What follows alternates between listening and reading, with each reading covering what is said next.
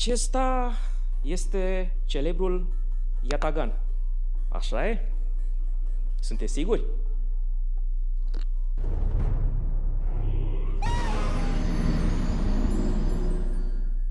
Când spui otoman, cred că tot publicul românesc vede automat un soldat cu turban pe cap și cu așa ceva în mână. Este o imagine comodă, cinematografică, dar istoric falsă, complet falsă. Realitatea este mult mai puțin spectaculoasă, dar infinit mai interesantă. Acesta nu este un yatagan, este o sabie, în cazul acesta un câlâci în forma lui din pe la 1800. Însă eroarea fundamentală este că yataganul nu este arma cu care otomanii au cucerit Balcanii. Nu este arma cu care s-au dus marile războaie între creștini și otomani. Astăzi o să vedem ce este și cum arăta de fapt yataganul, când și unde apare, când devine popular și de ce este una dintre cele mai eficiente arme de infanterie din epoca modernă. Ce este yataganul?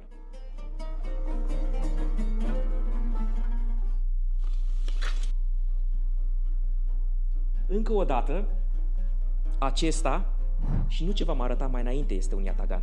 Yataganul este o armă albă de lungime medie, fără gardă, cu o lană recurbată, însă cu tăișul pe interior, nu pe exterior ca la săbii. Elementul distinctiv absolut al yataganului este mânerul prevăzut cu niște proeminențe laterale numite în mod convențional urechi, cu lac în turcă. Yataganele se păstrează în diferite forme, stiluri și dimensiuni. Unele arată pur și simplu ca niște cuțite. Iată din ce se compune yataganul în forma sa clasică. Lamă, aâzi, relativ scurtă, comparativ cu săbile 60-65 de centimetri, care se continuă exact ca la cuțite, cu partea pe care se montează prin nituire plăselele mânerului, cabza. Spatele sau spinarea lamei, sârt în otomană, este întărită pentru a spori rigiditatea acesteia și pentru a împiedica flambarea sau vibrarea, fără să trebuiască să se îngroșeze lama, ceea ce ar face-o, desigur, mai grea. Având deci forma T în secțiune transversală, cele mai multe lame au un canal de sânge îngust sub spinare. Aceasta nu are. Ele sunt de obicei mai late către vârf, uci, iar către cotor mai înguste. La cotorul tăișului, lama are o montură specială, de obicei din materiale neferoase, la exemplarele mai scumpe chiar din metal prețios. Această montură înlocuiește garda și face în același timp tranziția către mânerul, ale cărui plasele sunt din lemn la yataganele de duzină sau din fildeș, în special din acela de morsă, corn de rinocer sau chiar metal prețios la yataganele cele mai impozante. Lipsa gărzii nu este o întâmplare ori rezultatul economiei de material, ci o alegere funcțională. Așa cum vom vedea imediat, yataganul nu este gândit pentru dueluri ca în filme ori pentru confruntări de cavalerie. Este o armă eminamente de infanterie, de contact apropiat și de spațiu îngust. Lama este recurbată invers, ceea ce schimbă complet mecanica loviturii. Centrul de greutate este dus spre vârf, iar asta face ca yataganul să fie extrem de eficient la tăiere, spintecare și zdrobire, chiar și cu o mișcare relativ scurtă. Oare cum o fi? Cum o fi? Când te omoară? Nu ai nevoie de elan, de galop sau de spațiu larg. Din contră, cu cât spațiul este mai mic, cu atât arma devine mai periculoasă. Acest exemplar este din insulele grecești, din sudul Greciei, din insule, din Egea. Tipii pentru acest tip de yatagan sunt urechile foarte, foarte mici, precum le vedeți. În rest, lama este aceeași, montura este aceeași, cum era moda timpului. Cum vedeți, aceste detalii se numesc baroc otoman și sunt specifice epocii lui Mahmud al II-lea, deci la începutul secolului XIX. Lama este aurită, este și ea din oțel de damasc Sper că se vede structura damascului, iar aici vedem semnătura Ameli Hussein, adică meșterul făcută de Hussein, și apoi Sahib V. Malik, adică stăpânitor și deținător, un anumit Ali. Iar aici la sfârșit de tot vedem anul 1172, aici în colț de tot sus, după Hijra, adică calendarul musulman. Majoritatea yataganelor păstrate au lame din oțel de damasc, însă trebuie să fim precauți înainte de a trage concluzii pripite, fiindcă armele, ca și alte obiecte ce se păstrează în ziua de astăzi, au făcută după criterii estetice în primul rând. Păstrezi ceva fiindcă îl găsești deosebit de frumos și de interesant. Asta nu înseamnă că toate yataganele erau atunci de lux. Origini. Acum, partea care deranjează cele mai multe mitologii. Ca să vă reveniți după atâția termeni tehnici, cu speranța că i-am satisfăcut din plin pe cei care așteaptă în primul rând așa ceva, să sorbim licarea domnească de predomeniile Davidescu, să mulțumim casei de licitații Herman Istorica, care susține logistic munca noastră și ne va găzdui multe episoade de acum înainte, sperăm, și să ascultăm mesajul sponsorului care a făcut posibil acest episod. M-ați întrebat cu ce vin mă hidratez prin diferitele podcasturi. Astăzi vă pot trăda secretul. Vinuri de înaltă ținută din Basarabia, că toate acolo beau vin. În capul listei mele de preferințe, domnile Davidescu. Ca o coincidență frumoasă se întâmplă ca domnul Davidescu să ne fie și unul dintre cei mai vechi și mai fideli fani. Aruncați deci un ochi pe site-ul domniei sale și dacă doriți ca episoadele noastre să alunece mai ușor la inima dumneavoastră, încercați să vă ungeți cu același vin. Nu uitați că, înainte de toate, să închinați măriei sale Vlad și apoi și logofeților săi. Hai noroc și sănătate! Yataganul nu este o armă străveche.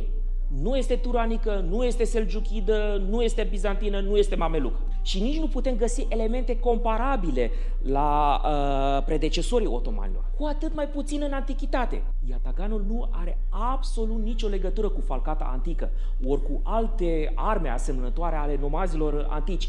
Oricât de mult ar insista unii să lege această armă de orice lamă curbată din antichitate.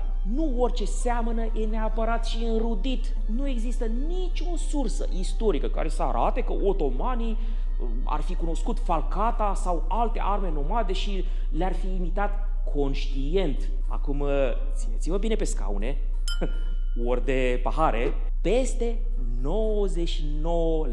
99% din yataganele păstrate astăzi în muzee și în colecții private provin din secolele 18-19. Dintre acestea, peste 80% sunt din secolul XIX. Mai mult decât atât, nu găsim nicio menționare a acestei arme nici în sursele otomane, nici în cele europene, până către mijlocul secolului al XVII-lea. Și toate acestea în ciuda faptului că cel mai vechi yatagan cunoscut îi este atribuit sultanului Bayezid al II-lea, fiind realizat de meșterul Mustafa ibn Kemal al Aksheri, exemplar păstrat la Muzeul de Artă Islamică din Doha.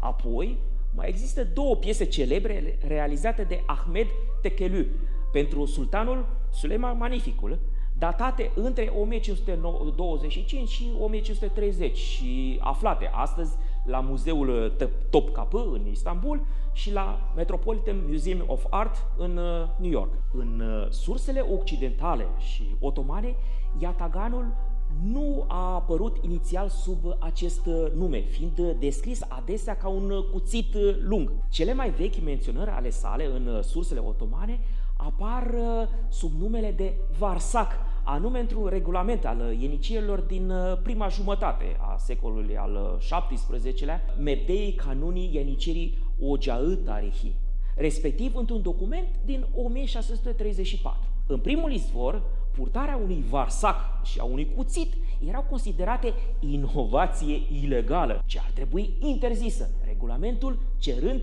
doar purtarea, citez, cuțitelor vechi și mari. Nu este însă absolut sigur dacă acest termen chiar se refera la iataganul nostru. În alte surse este folosit termenul kürde pentru a defini un cuțit mare. În Balcani, această armă albă a devenit cunoscută sub numele de caraculac, ureche neagră, datorită formei specifice a mânerului. Alte indicii, deloc sigure, mai găsim în câteva surse europene de la sfârșitul secolului al XVII-lea. Până la începutul secolului al XVIII-lea, nu există nici o mențiune sigură despre utilizarea în masă a acestor cuțite în sursele europene sau otomane. Un exemplu elocvent este lucrarea lui Luigi Ferdinando Marsili, Stato Militare dell'Imperio Ottomano, apărută în 1732. Marsili, care a petrecut ceva timp ca sclav în Imperiul Otoman în anii 1680 și a studiat minuțios arsenalul ienicelor, descrie pumnalele, săbiile, securile acestora. Dar iataganul lipsește cu desăvârșire din detaliatele sale schițe și liste de arme. Această absență sugerează că până la sfârșitul secolului al XVII-lea, iataganul nu devenise încă o armă populară sau la modă. Primele imagini istorice ale iataganului par a fi tot de pe la începutul secolului al XVIII-lea, anume în portretul unui ofițer de ieniceri din 1707, precum și o litografie contemporană colorată. Ambele înfățișează ofițeri superiori ai corpului de ieniceri, purtând de la brâu o armă cu urechi foarte mari. Vă las pe dumneavoastră să decideți dacă aceste imagini chiar arată iatagane. Spațiul de geneză cel mai probabil al iataganului sunt Balcanii și Anatolia costalieră, dar pur și simplu nu știm nimic mai exact dincolo de speculații sălbatice. Cert este că iataganul devine foarte popular abia în perioadele târzii ale Imperiului Otoman. Deci, nu! Otomanii nu se băteau cu iatagane la Rovine, la Vaslui sau la Călugăreni. Utilizator și eficiență. Inițial, iataganul era probabil doar un accesoriu de fală, folosit într-un cerc foarte restrâns al elitelor înalte otomane și nu o armă propriu-zisă. Asta ar explica lipsa lui din toate sursele scrise și iconografice și de ce exemplarele timpurii păstrate le numărăm pe degetele de la o singură mână. Nici arheologia nu ne ajută prea mult, exemplarele din secolul al XVI-lea fiind și ele extrem de rare. În afara acestor cercuri foarte înalte, primii care apar în surse în asociere cu această armă sunt ienicerii, dar nu ca armă principală. În engleză, astfel de arme albe se numesc side weapons, adică arme pe care le folosești pe lângă sau în combinație cu armele standard. Deci, da, iataganul era o armă secundară de rezervă pentru lupta apropiată. Nu este o armă de cavalerie și nu putea fi, în primul rând, din cauza lungimii limitate, dar și a formei. Și aici ajungem la esență. Filozofia de luptă. Soldații otomani erau antrenați în paradigmele sau, dacă vreți neapărat, în tradiția unui anumit tip de scrimă, care prevedea ca sabia standard a cavaleriei, câlâci sau șamșir, în multe cazuri, să fie mânuită prin mișcări largi, astfel încât ținta inamică să vină în contact cu cât mai mult din lungimea tăișului ei. Sabia este curbată tocmai de aceea, pentru a lungi cât mai mult suprafața tăioasă. Este o armă de tăiere și nu, cel puțin în principal, una de împuns, în ciuda vârfului cu tăiuși pe ambele părți, numit ialman sau dezdrobire. Deci sabia de tip câlâci în evoluția sa târzie, așa cum vedem aici, a fost adaptată și pentru crearea de leziuni interne prin plasarea centrului de greutate, deci a lățimii maxime a lamii, fix în zona cea mai curbată. Dar despre asta vom vorbi într-un episod dedicat special călăciului, sabia emblematică a otomanilor, pe care românii o numesc greșit yatagan. Repet, yataganul este ceea ce țin eu acum în mână, adică un cuțit de dimensiuni exagerate. Să moară mama, mare sunteți.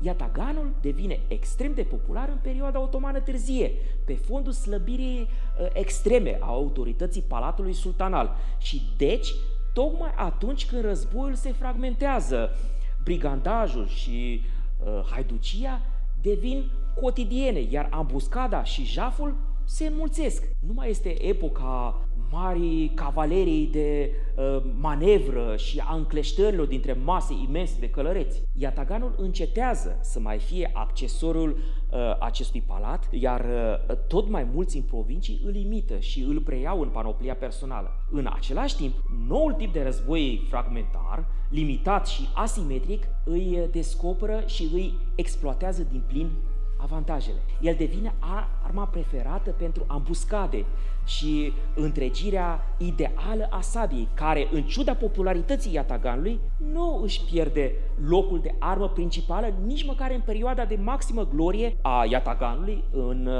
prima jumătate a secolului al XIX-lea. Deci nici măcar în perioada târzie a Imperiului Otoman, yataganul nu devine arma favorită a otomanilor. Nu vorbim aici de situații extraordinare, ori absolut episodice, ci de tendințe la nivel macro.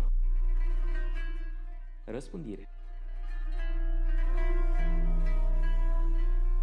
Există mai multe tipuri regionale de yatagan: pontice, egeene și balcanice, cu subtipul produs la Sarajevo. Yataganul a fost folosit așadar nu numai în regiunile centrale ale Imperiului, ci în egală măsură și la periferia acestuia, ba chiar și dincolo de ea. O tendință este însă clară. Nu întâlnim aceeași popularitate în interiorul Anatoliei ca în zonele vestice ale Imperiului. Această realitate i-a îndemnat pe istoricii militari să bănuiască aici spațiul de geneză al acestei arme. Și, într-adevăr, dacă ar fi o armă cu rădăcini în populațiile nomade turanice, am vedea-o mult mai populară în Anatolia răsăriteană, ori în Asia Centrală, unde este de altfel complet străină. La fel, a vedea-o mai populară în spațiul nord-pontic. Și nu mă refer aici doar la tătari și la Crimea,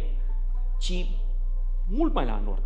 Da, yataganul devine la un moment dat relativ popular și în anumite comunități de cazaci.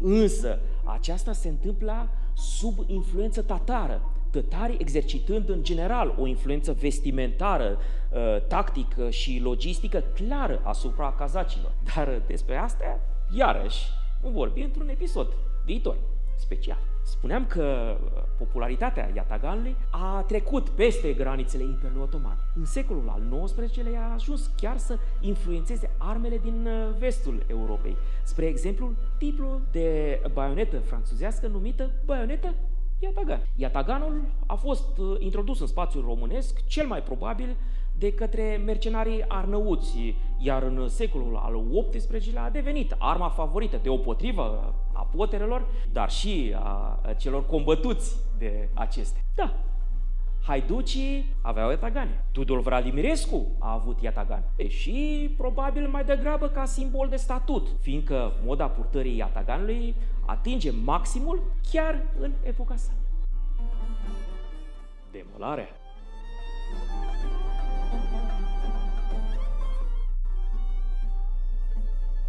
Și acum să recapitulăm balivernele învățate la școală și vehiculate pe internet de cei care vor să vă ia clicul. Yataganul este sabia turcească clasică. Fals! Yataganul nu este nici clasic și nici sabie, nici spadă, ci un cuțit de dimensiuni exagerate. Yataganul era arma principală a armatei otomane. Fals!